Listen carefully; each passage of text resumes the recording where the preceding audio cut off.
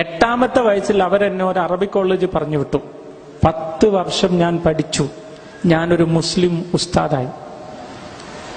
ഒരു മുസ്ലിം ഇടവക പള്ളിയിൽ ജോലി ചെയ്യുന്ന കാലത്ത് യേശു ദൈവമല്ല എന്ന് ഞാൻ പ്രസംഗിച്ചു.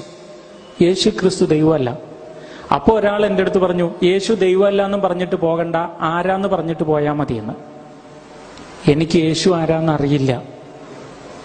യേശു ആരാന്നറിയാൻ വേണ്ടി മുസൽമാന്റെ ഖുർആൻ മുഴുവനും വായിച്ചു കഴിഞ്ഞപ്പോ ഖുർആനിനകത്ത് ഇസ്ലാം മതം സൃഷ്ടിച്ച മുഹമ്മദ് നബിയുടെ പേര് 4 സ്ഥലത്താ കണ്ടേ. ഒന്നുറക്കെ പറയാവോ, എത്ര സ്ഥലത്ത്? എന്നാൽ അതേ ഖുർആനിൽ യേശുവിന്റെ പേര് 25 സ്ഥലങ്ങളിൽ എഴുതി വെച്ചിട്ടുണ്ട്. ഖുർആനിനകത്ത് മുഹമ്മദ് നബിയുടെ അമ്മയുടെ പേരും കണ്ടില്ല, ഭാര്യമാരുടെ പേരും കണ്ടില്ല, മോളുടെ പേരും കണ്ടില്ല. ഖുർആനിനകത്ത് ഒരേ ഒരു സ്ത്രീയുടെ പേരേ ഉള്ളൂ, യേശുവിന്റെ അമ്മയായ മറിയം എന്ന ഒരേ ഒരു സ്ത്രീയുടെ പേര്. ഖുർആനിന്റെ 19ാമത്തെ അധ്യായത്തിന്റെ പേര് അധ്യായം മറിയം എന്നാണ്. 3ാമത്തെ അധ്യായത്തിന്റെ പേര് മറിയമിന്റെ കുടുംബം എന്നാണ്. മറിയമിന്റെ പേര് ഖുർആനിൽ 34 സ്ഥലങ്ങളിൽ ഉണ്ട്. 2 കൈയും ഉയർത്തിപ്പിടിച്ചൊന്നുറക്കെ പറയാവോ, ഹല്ലേലൂയാ. ഖുർആനിനകത്ത് മാതാവിനെ കുറിച്ച് പറയുന്ന ഒത്തിരി കാര്യങ്ങളുണ്ട്. അത് നിങ്ങളോട് പറഞ്ഞു തരണമെന്ന് എനിക്ക് ആഗ്രഹമുണ്ട്. പക്ഷെ ഇന്ന് അതിന് സമയമില്ല. അപ്പൊ ഞാൻ ഖുർആനിനകത്ത് ഈശോയെ കുറിച്ച് പറയുന്ന കാര്യങ്ങൾ പറയാം. ഖുർആനിന്റെ 3ാമത്തെ അധ്യായം 45 മുതൽ 50 വരെയുള്ള വാക്യങ്ങളും ഖുർആനിന്റെ 5ാമത്തെ അധ്യായം 110ാമത്തെ വാക്യവും ഖുർആനിന്റെ 19ാം അധ്യായം മുഴുവനും ഒന്ന് വായിക്കുന്നതിൽ തെറ്റില്ല. ഇതിനകത്ത് പ്രധാനമായും യേശുവിനെ കുറിച്ച് 10 കാര്യങ്ങൾ പറയുന്നുണ്ട്. ഒന്നുറക്കെ പറയാവോ, എത്ര കാര്യങ്ങൾ പറയുന്നുണ്ട്? 10 കാര്യങ്ങൾ ഞാൻ ഒറ്റ പ്രാവശ്യം പറയും, ശ്രദ്ധിച്ചിരുന്നുള്ളൂ. യേശു ദൈവത്തിന്റെ വചനമാണ്, ദൈവത്തിന്റെ ആത്മാവാണ്. ജനിച്ചിട്ട് ദിവസങ്ങൾക്കുള്ളിൽ യേശു സംസാരിക്കാൻ തുടങ്ങി. വിശുദ്ധ ബൈബിൾ ലോകത്തിന് സമ്മാനിച്ചു. ചെളി കൊണ്ട് ജീവനുള്ള പക്ഷികളെ സൃഷ്ടിച്ചു. രോഗികൾക്ക് സൗഖ്യം കൊടുത്തു. മരിച്ചവർക്ക് ജീവൻ നൽകി. അവൻ സ്വർഗത്തിലേക്ക് പോയി, ഇപ്പോഴും ജീവിക്കുന്നു, വീണ്ടും ഈ ലോകത്തിലേക്ക് തിരിച്ചു വരും. 2 കൈയും ഉയർത്തിപ്പിടിച്ചൊന്നുറക്കെ പറയാവോ, ഹല്ലേലൂയാ. അതിലേറ്റവും പ്രധാനപ്പെട്ട വാക്ക് അറബിയിലെ കലിമത്തുല്ലാഹ്. കലിമത്തുല്ലാഹ് അർത്ഥം ദൈവവചനം. ഒന്നുറക്കെ പറയാം, എന്താണ്? യേശു ദൈവവചനമാണെന്ന് ഖുർആൻ. ഒരു ദിവസം ഞാൻ എൻ്റെ ഉസ്താദിന്റെ അടുത്ത് ചെന്നു. എന്നിട്ട് അദ്ദേഹത്തോട് ചോദിച്ചു, ഉസ്താദെ, ദൈവം പ്രപഞ്ചത്തെ സൃഷ്ടിച്ചത് എങ്ങനെയാണ്? അദ്ദേഹം പറഞ്ഞു, വചനത്താലെ സൃഷ്ടിച്ചു. ഒന്നുറക്കെ പറയാവൂ, എന്തിനാലെ സൃഷ്ടിച്ചു? അപ്പൊ ഉസ്താദിനോട് ഒന്നും കൂടെ ചോദിച്ചു, ഉസ്താദെ, വചനം സൃഷ്ടിയാണോ സൃഷ്ടാവാണോ? ഉസ്താദ് ഒന്ന് പരിങ്ങി. വചനം സൃഷ്ടാവാന്ന് പറയാൻ പറ്റിയല്ല. കാരണം ഖുർആൻ പറയുന്നു വചനം യേശുവാണ്. വചനം സൃഷ്ടാവാണെന്ന് പറഞ്ഞാൽ യേശു സൃഷ്ടാവാണെന്നർത്ഥം. അപ്പൊ എന്റെ ഉസ്താദ് ക്രിസ്ത്യാനിയാകേണ്ടി വരും. ഹലോ, ഉസ്താദിന് വേണമെങ്കിൽ വചനം സൃഷ്ടിയാന്ന് പറയാം. പക്ഷേ ഞാൻ കുരുട്ടുബുദ്ധി കുറച്ച് കൂടുതലുള്ള ആളാന്ന് അറിഞ്ഞത് കൊണ്ട് ഉസ്താദ് അത് പറഞ്ഞില്ല. എങ്ങാനും ഉസ്താദ് വചനം സൃഷ്ടിയാന്ന് പറഞ്ഞാൽ എനിക്ക് 2 ചോദ്യമുണ്ട് ചോദിക്കാൻ. ഉസ്താദ്, നിങ്ങൾ പറഞ്ഞു വചനത്താൽ ദൈവം എല്ലാം സൃഷ്ടിച്ചു. ഇപ്പോൾ നിങ്ങൾ പറഞ്ഞു വചനം സൃഷ്ടിയാണ്. അപ്പൊ പിന്നെ ദൈവം വചനത്തെ എങ്ങനെ സൃഷ്ടിച്ചു? ഒരു ചോദ്യം. 2, ഉസ്താദെ, വചനം സൃഷ്ടിയാണെങ്കിൽ സൃഷ്ടിക്ക് പിന്നെ ഒന്നും സൃഷ്ടിക്കാൻ പറ്റില്ല. വചനത്തിന് പിന്നെ ഒന്നും സൃഷ്ടിക്കാൻ പറ്റില്ല. വചനം സൃഷ്ടിയാണല്ലോ. അപ്പൊ എന്റെ ഉസ്താദിന് വചനം സൃഷ്ടാവാന്നും പറയാൻ പറ്റിയല്ല, വചനം സൃഷ്ടിയാന്നും പറയാൻ പറ്റിയല്ല. കോപം വന്ന ഉസ്താദ് എന്നെ ഒറ്റ തള്ളിയിട്ട് എന്നോട് പറഞ്ഞു, വചനം സൃഷ്ടിയല്ല സൃഷ്ടാവല്ല, താൻ പോയി പണി നോക്കടാന്ന് പറഞ്ഞു. വചനം സൃഷ്ടിയല്ല സൃഷ്ടാവല്ല, പോയി പണി നോക്കാൻ. ഞാൻ റൂമിൽ നിന്ന് പുറത്തിറങ്ങിയിട്ട് പറഞ്ഞു, ഉസ്താദെ വചനം സൃഷ്ടിയും സൃഷ്ടാവുമല്ല, അതുകൊണ്ടാണ് ക്രിസ്ത്യാനികൾ പറയുന്നത് വചനം ദൈവപുത്രനാണ്.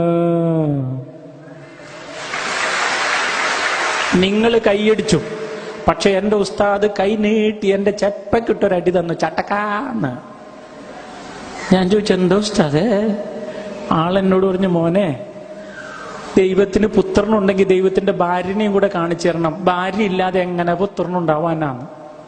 അപ്പൊ ഞാൻ ചിന്തിച്ചു, ശരിയാ, അള്ള കല്യാണം കഴിച്ചിട്ടില്ല, പിന്നെ അള്ളാഹ്ക്ക് എങ്ങനെ ഒരു മോന്? ഉസ്താദ് പറഞ്ഞത് ശരിയെന്ന് എനിക്ക് തോന്നി. പക്ഷെ അന്ന് രാത്രി ഞാൻ ഉറങ്ങുന്നതിന്റെ മുമ്പ് ഖുർആൻ വായിച്ചപ്പോ ഒരു ഭാഗം കണ്ട് ഭയങ്കര സന്തോഷം. പിറ്റേന്ന് രാവിലെ ഖുർആനായിട്ട് ഞാൻ ഉസ്താദിന്റെ റൂമിൽ കയറി ചെന്നു. എന്നെ കണ്ടപ്പോ ഉസ്താദ് ഒന്ന് തുറിച്ചു നോക്കി, ഇന്ന് എന്ത് കുരിശായിട്ടാ ഇവൻ വരുന്നേന്ന്. ഞാൻ അടുത്ത് ചെന്നിട്ട് ഖുർആൻ കയ്യിൽ കൊടുത്തിട്ട് ഉസ്താദിനോട് ഇതൊന്ന് വായിക്കാവോ എന്ന് ചോദിച്ചു. ആള് മനസ്സിൽ വായിച്ചു. ഞാൻ ചോദിച്ചു, കുറച്ച് ഉറക്കൊന്ന് വായിക്കാവോ? അപ്പൊ ഉസ്താദ് ഉറക്ക വായിച്ചു. ഖുർആനാണ്, അള്ളാഹുവിന് കണ്ണില്ല പക്ഷെ അവൻ കാണുന്നുണ്ട്, അള്ളാഹുവിന് ചെവിയില്ല പക്ഷെ അവൻ കേൾക്കുന്നുണ്ട്, അള്ളാഹുവിന് നാവില്ല പക്ഷെ അവൻ സംസാരിക്കുന്നുണ്ട്. ഇത്രയും ഉസ്താദ് വായിച്ചപ്പോ പുറകിൽ നിന്ന് ഞാൻ ഉറക്ക വായിച്ചു, അള്ളാഹുവിന് ഭാര്യയില്ല പക്ഷെ അവന് പുത്രനുമുണ്ട്. കണ്ണില്ലാണ്ട് കാണുന്നവനാണ് അള്ളാന്ന് ഖുർആനിലുണ്ട്. അപ്പൊ പിന്നെ ഭാര്യ ഇല്ലാണ്ട് പുത്രനുണ്ടാവാൻ ഇത്ര വലിയ വിഷയമാണോ? അപ്പൊ അദ്ദേഹം എന്നെ ശപിച്ചു. അദ്ദേഹം ശപിക്കുക ചെയ്തേ. അദ്ദേഹം പറഞ്ഞു, നീ മരിക്കുന്നത് ഇബ്നു സക്കയെ പോലെ ആയിരിക്കുന്നവൻ. ഇബ്നു സക്ക ഒരു മുസ്ലിം പണ്ഡിതൻ ക്രിസ്ത്യാനിയായി. അവസാനം മുസ്ലിമീങ്ങൾ അദ്ദേഹത്തിന്റെ ശരീരം 7 കഷണങ്ങളാക്കി പല മരങ്ങളിൽ തൂക്കിയിട്ടു. കഴുകന്മാര് വന്ന് തിന്നു. അതുപോലെ ഞാൻ മരിക്കുന്നു പറഞ്ഞു. എന്റെ ഉസ്താദ് ശപിച്ചതാ, പക്ഷെ എന്നെ സംബന്ധിച്ചിടത്തോളം അതൊരു അനുഗ്രഹമാണ്. എന്നെങ്കിലും ഒരു രക്തസാക്ഷിയായി യേശുവിന്റെ രക്തബാങ്കിൽ ഒരു തുള്ളി രക്തം കൊടുക്കാൻ ഞാൻ ഇപ്പോഴേ തയ്യാറാണ്. അതുകൊണ്ട് നീ അങ്ങ് ഇബ്നു സക്കയെ പോലെ എല്ലാരും കൂടെ നിന്നെ തല്ലിക്കൊല്ലുന്നു പറഞ്ഞുകൊണ്ട് കാര്യമൊന്നുമില്ല. അതല്ലല്ലോ മാർഗം. വചനം സൃഷ്ടിയാണോ സൃഷ്ടാവാണോ? ഇന്നും അവർക്ക് മറുപടിയില്ല. തോറ്റു കഴിഞ്ഞപ്പോ അവര് പറയുന്ന ഒരു മറുപടി എന്നറിയോ? ഉണ്ടാകട്ടെ എന്ന വചനം ദൈവം പറഞ്ഞപ്പോഴുണ്ടായതാണ്. യേശുവേ ഉണ്ടാകട്ടെ എന്ന് പറഞ്ഞപ്പോ യേശു അങ്ങ് ഉണ്ടായതാണ്. ആ വചനാണ് ഉദ്ദേശിച്ചത്. കുൻ ഫയകൂൻ, അതാന്ന് അവര് പറയുന്നു. അങ്ങനെയല്ല, ദൈവത്തിന്റെ അറിവ്. ഇപ്പൊ ഞാൻ നിങ്ങളോട് സംസാരിക്കുന്നതിന്റെ മുമ്പ് എന്റെ ഉള്ളിൽ കുറെ കാര്യങ്ങളുണ്ട്. സംസാരിക്കുന്നതിന്റെ മുമ്പ് അതെവിടെയാ? എന്റെ തലച്ചോറിലാന്ന് പറഞ്ഞ് കുത്തിപ്പൊട്ടിച്ചാ കാണൂല, ഹൃദയത്തിലാന്ന് പറഞ്ഞ് കുത്തിപ്പൊളിച്ചാ കാണൂല. എന്നിൽ തന്നെ ഉള്ളതാണ് എന്റെ അറിവ്, ജ്ഞാനം. സകലത്തെയും സൃഷ്ടിച്ച സർവശക്തനായ ദൈവത്തിന്റെ ജ്ഞാനമാണ് യേശു. അതുകൊണ്ടാ ദൈവത്തിന്റെ പുത്രൻ എന്ന് വിളിച്ചേ. ദൈവവചനത്തെ. ആദിയിൽ വചനമുണ്ടായിരുന്നു, വചനം ദൈവത്തിന്റെ കൂടെയായിരുന്നു, വചനം ദൈവമായിരുന്നു, വചനം മനുഷ്യനായി നമ്മുടെ ഇടയിൽ വസിച്ചു. വെളിപാട് 19:13 രക്തത്തിൽ മുക്കിയ വസ്ത്രം ധരിച്ചിരുന്ന അവന്റെ നാമം ദൈവവചനം. അവന്റെ നാമം തന്നെ ദൈവവചനം എന്നാ. നിങ്ങൾ അവനെ വിളിക്കുന്ന പേര് രക്ഷകൻ എന്നാ. പക്ഷെ സത്യത്തിൽ രക്ഷകൻ എന്നത് അവൻ ചെയ്ത ജോലിയുടെ പേരാ. നിങ്ങളെ അവൻ രക്ഷിച്ചത് കൊണ്ട് നിങ്ങൾ രക്ഷകൻ എന്ന് വിളിച്ചു. തോമസ് വന്നിട്ട് ഫാന് നന്നാക്കിയത് കൊണ്ട് ഇലക്ട്രീഷ്യൻ എന്ന് വിളിച്ചു. ജോർജ് കാർ ഓടിച്ചത് കൊണ്ട് നിങ്ങൾ ഡ്രൈവർ എന്ന് വിളിച്ചു. ഞാൻ പ്രസംഗിച്ചത് കൊണ്ട് നിങ്ങൾ എന്നെ പ്രാസംഗികൻ എന്ന് വിളിച്ചു. പക്ഷെ എന്റെ പേര് മാരിയോ. അവന്റെ പേര് ദൈവവചനം. ബാക്കി നിങ്ങളിടുന്ന പേരാ. ക്രിസ്തു ആരാന്ന് ചോദിച്ചാൽ നട്ടിൽ നിവൃത്തി പറയാൻ പറ്റണം. ദൈവത്തിന്റെ വചനമാണവൻ, ദൈവത്തിന്റെ ആത്മാവാണവൻ. 2 കൈയും ഉയർത്തിപ്പിടിച്ചൊന്ന് ഉറക്കെ പറയാവോ? ഹല്ലേലൂയ. ഒന്നും കൂടെ ഉറക്കെ പറയാവോ? ഹല്ലേലൂയ. ഏതോ ആവട്ടെ, ഖുർആനിൽ ഇത്രയും കാര്യങ്ങൾ കണ്ടു കഴിഞ്ഞപ്പോ ഞാൻ ആകെ കൺഫ്യൂസ്ഡായി. ക്രിസ്തു ആരാന്നുള്ളത് ഒരു വലിയ വിഷയമായി മാറി. ഇപ്പോഴും ജീവിച്ചിരിക്കും. നിങ്ങൾക്കൊരു കഥ കേൾക്കണം. മുസ്ലിമീങ്ങൾ പറയും ക്രിസ്തു അപ്പനില്ലാതെ ജനിച്ചത് കൊണ്ട് ദൈവമാണെന്ന് പറയാൻ പറ്റില്ല. ആദമാണെങ്കിൽ അപ്പനും അമ്മയും ഇല്ലാതെ ജനിച്ചില്ലേ, കമസലം ആദം എന്നാ പറയാ. പക്ഷെ ഞാനൊരു കാര്യം ചോദിച്ചോട്ടെ, ആദം ഇപ്പൊ ജീവിച്ചിരിപ്പില്ലല്ലോ. ഖുർആൻ അനുസരിച്ച് ഈസാ നബി ഇന്നും ജീവിച്ചിരിപ്പില്ലേ? അതെന്ത് അടിസ്ഥാനത്തിൽ? മുഹമ്മദ് നബി മരിച്ചുപോയെന്നും ഈസാ നബി ജീവിച്ചിരിപ്പുണ്ടെന്നും. ഒരു ദിവസം ഞാൻ എൻ്റെ ഖുർആൻ നെഞ്ചോട് ചേർത്ത് വെച്ചിട്ട് എൻ്റെ ഉള്ളിൽ നിന്ന് കരഞ്ഞ് പ്രാർത്ഥിച്ചു പോയി, അല്ലാ, എന്നെ സൃഷ്ടിച്ചവനെ, എന്നെ വഴി നടത്തുന്നവനെ, എന്നെ രക്ഷിക്കുന്നവനെ, നിന്റെ ഖുർആൻ വായിച്ചപ്പോൾ ഈസാ നബി ഇന്നും ജീവിച്ചിരിപ്പുണ്ടെന്നും മുഹമ്മദ് നബി മരിച്ചുപോയെന്നും സകല പ്രവാചകന്മാരും മരിച്ചുപോയെന്നും വായിക്കുന്നു. അല്ലാഹുവേ, സത്യത്തിൽ ഞാൻ ആരെയാണ് സ്വീകരിക്കേണ്ടത്? മരിച്ചുപോയവനെയോ ജീവിച്ചിരിക്കുന്നവനെയോ?